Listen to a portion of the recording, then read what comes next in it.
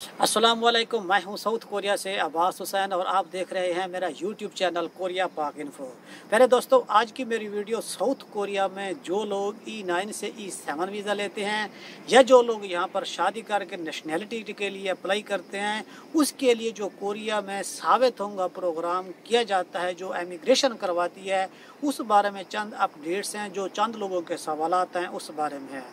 पहले दोस्तों, जब आप कोरिया में आ जाते हैं, आपको किसी भी वीज़े में आगे निकलने के लिए और कोरिया में अपने आप को मुस्तकिल करने के लिए जो आपको ज़्यादा मेहनत करनी पड़ती है, उस मेहनत में कोरिया का साबित होगा प्रोग्राम, जिसे Korean immigration and integration program भी कहा जाता है, वो करना लाजमी होता है। बेसिकली ये कोरियन लैंग्वेज जो कोरिया की अपनी ज़बान है, ये उसी को प्रमोट करते हैं ताकि जो लोग कोरिया में रहें तो उन लोगों को कोरियन कल्चर का भी पता होना चाहिए और कोरियन कवानीन का भी पता होना चाहिए, ताकि जब वो बाहर निकलें या यहाँ पर कोरिया में फॉरएवर तौर पर रहते हैं तो कोरियन कल्चर के बारे में इन लोगों को बहुत ज़्यादा मालूमात होनी चाहिए। इन सारी ज़रूरत हाल को देखकर ये प्रोग्राम 2008 में जब तरतीब दिया गया तो उसके बाद इसमें मुख्तलिफ तब्दीलियाँ की गई, लेकिन अब भी जो इसमें कुछ थोड़ी बहुत तब्दीलियाँ जो की गई हैं पिछले साल से, उसमें मज़ीद जो कुछ लोगों के क्वेश्चन थे उनमें से सबसे कॉमन और जो आम क्वेश्चन था वो ये था कि चौथा लेवल जो हम लोग करते हैं,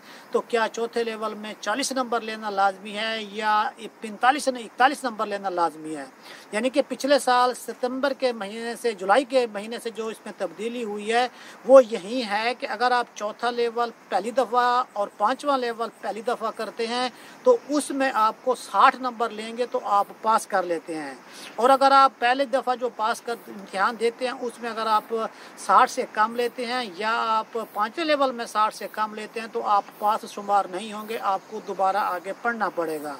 और जब आप दूसरी दफ़ा पढ़ते हैं, दूसरी दफ़ा पढ़कर जब आप इम्तिहान देते हैं तो उसमें आपको कम अज़ कम 60 लेंगे तो आप पास हैं, और अगर आप 60 नहीं लेते तो आपको 41 नंबर लेने पड़ेंगे। तो फिर आपका इशू जो क्लियर हो जाएगा। आप चौथे लेवल में हैं तो पाँचवें में चले जाएंगे, और अगर आप पाँचवें लेवल में हैं तो आपका इशू कंप्लीट हो जाएगा। और जब आप वीज़े के लिए अप्लाई करेंगे तो E7 वीज़े के लिए जब आप अप्लाई करेंगे तो चौथे के आपको 15 पॉइंट और पाँचवें के आपको 25 पॉइंट मिलेंगे। यानी कि जो 40 पॉइंट वाली बात है वो बिल्कुल सही नहीं है। काफ़ी सारे ऐसे दोस्त हैं जिनके 40 पॉइंट आए हैं तो उन लोगों को उन्होंने पास नहीं किया, उनको इशू क्लियर नहीं हुआ। उन लोगों को 41 नंबर लेने मस्ट है। अगर आप 41 लेंगे तो फिर आप आगे क्लियर कर सकेंगे और आपका इशू क्लियर हो जाएगा और आप पाँचवें लेवल में जाएंगे। दूसरी बात यह है कि जब आप पहली दफ़ा चौथा लेवल और पाँचवा लेवल पढ़ के कर लेते हैं तो उसके बाद आपको 41 नंबर लेने के लिए दूसरी दफ़ा पढ़ना लाजमी है। और अगर आप दूसरी दफ़ा पढ़ते हैं तो फिर आपके 41 हो जाते हैं तो आपके इशू क्लियर हो जाएगी। और अगर आप दूसरी दफ़ा नहीं पढ़ना चाहते, ये भी एक बात मौजूद है कि आप ना पढ़ें, लेकिन आपको चौथा लेवल है या आपका पाँचवा लेवल है तो फिर आपको 60 नंबर लेने लाजमी होंगे। ये नहीं है कि आपने एक दफ़ा पढ़ लिया और दूसरी दफ़ा आपके 41 नंबर आ गए तो आप अपने आप को क्लियर समझेंगे, इसमें भी कोई बात नहीं है। और तीसरी बात यह है कि जो लोग यहाँ कोरिया में अभी रह रहे हैं और जिनका वीज़ा अभी ख़त्म होने के नज़दीक है और जब वो पाकिस्तान अपना दूसरा वीज़ा लेने के लिए जा रहे हैं तो उन लोगों के लिए ये बात लाजमी अपने जहन में रखें कि जब आप कोरिया में हैं तो जो आप लैंग्वेज पढ़ रहे हैं साबित होगा प्रोग्राम, उसने कहा अगर आपने लेवल दूसरा किया है, तीसरा किया है, चौथा किया है या आपने पाँचवा किया है तो आप जाने से पहले आप अपना इशू जो है ना, वो जो आपका लेवल है उसको छुंगजी करा के जाएँ, यानी कि उन्हें स्टॉप करा के जाएँ। अगर आप स्टॉप करा के जाते हैं और जाकर आप पाकिस्तान रिटर्निंग का इम्तिहान देते हैं या आप थोड़ा लेट हो जाते हैं साल के बाद या 2 के बाद अगर आप दोबारा आते हैं तो वहीं से आप दोबारा इसको रीस्टार्ट कर सकते हैं।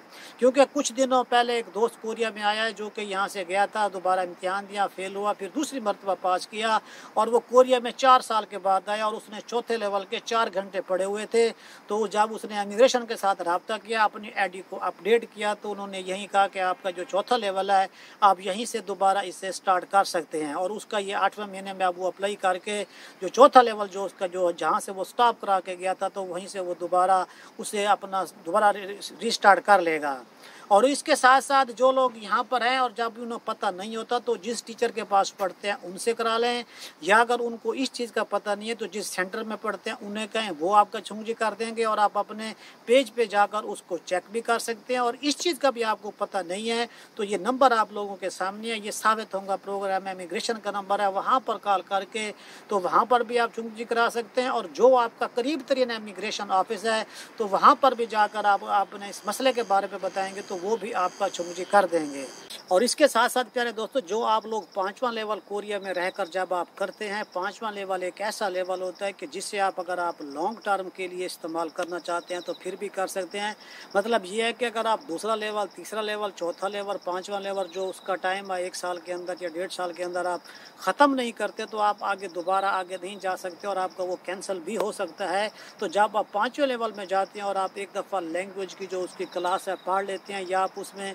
अपेयर कर लेते हैं तो आप उसको लॉन्ग टर्म तक भी लेके जा सकते हैं। यानी कि साल में आपने 1 दफ़ा इम्तिहान दे दिया, या साल में आपने 2 दफ़ा इम्तिहान दे दिया, या साल में आपने एक क्लास पढ़ ली, तो उसका ये इस टाइम का ये ड्यूरेशन नहीं है कि अब आपने टाइम यानी कि कम दिया है तो आपका ये जो है ना पूरे का पूरा प्रोग्राम ख़त्म हो जाएगा। यानी कि ये आप 2 साल 3 साल में भी अगर कंप्लीट करना चाहें सिर्फ आखिरी लेवल को तो उसे भी आप आराम से कर सकते हैं। और इसके साथ साथ मुझे इस बात की बहुत ज़्यादा खुशी है कि जो नए लोग आ रहे हैं वो अभी सेंटर का रुख कर रहे हैं, वो लैंग्वेज की तरफ अपने आप को तवज्जो देने की कोशिश कर रहे हैं। ये बहुत अच्छी खबर है और ये बहुत अच्छा हमारे लोगों के लिए, क्योंकि जितनी आप कोरिया में रहकर अपनी लैंग्वेज को बेहतर करेंगे तो इन फ्यूचर आपके लिए ये बेहतर भी होगा और आप लोगों के लिए फ़ायदा भी होगा। क्योंकि अगर आप कोरिया में रहना है, ये कोरियन नेशन एक ऐसी कौम है कि जो अपने मुल्क की ज़बान से बहुत ज़्यादा मोहब्बत करती है और इसकी जो मोहब्बत होती है वो यही कहते हैं कि दूसरे लोगों को भी आने चाहिए, ताकि अगर कंपनी में काम करते हैं या आप किसी दूसरी जगह जाकर काम करते हैं, कोई बाज़ार में जाते हैं, तो जितनी अच्छी आपको ज़बान आती होगी तो उतना अच्छा यहाँ आप कोरिया में